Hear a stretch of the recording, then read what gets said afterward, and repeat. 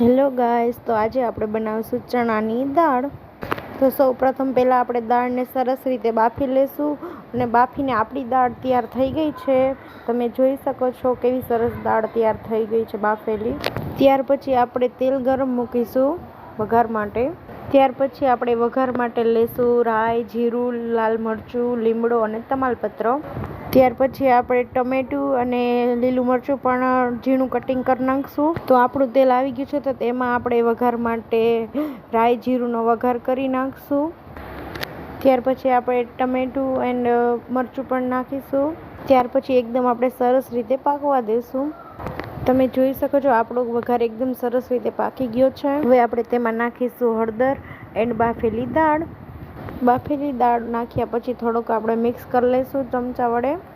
પછી થોડુંક એમાં પાણી એડ કરીશું આપણે। પાણી નાખ્યા પછી થોડી વાર એમને ઉકળવા દઈશું। ઉકળ્યા પછી તેમાં આપણે ચટણી નાખીશું, સ્વાદ પ્રમાણે નિમક નાખીશું, જોકે આપણે બાફવામાં તો નાખ્યું જ હોય પહેલાં। પછી આપણે એમાં ધાણાનો ભૂકો નાખીશું અને એકદમ સરસ રીતે પાકવા દઈશું। તો આપણી દાળ એકદમ સરસ રીતે ધીમા ગેસે મસ્ત પાકી ગઈ છે। તો ચાલો હવે નીચે ઉતારી લઈએ। નીચે ઉતાર્યા બાદ તેમાં આપણે નાખીશું ધાણા ભાજી ઝીણી કટિંગ કરેલી અને આપણી દાળ થઈ ગઈ છે તૈયાર। તમે બધા કમેન્ટમાં કહેજો કેવી બની છે ચણાની દાળ। એન્ડ મારી ચેનલ લાઈક કરો, શેર કરો અને સબસ્ક્રાઈબ કરો।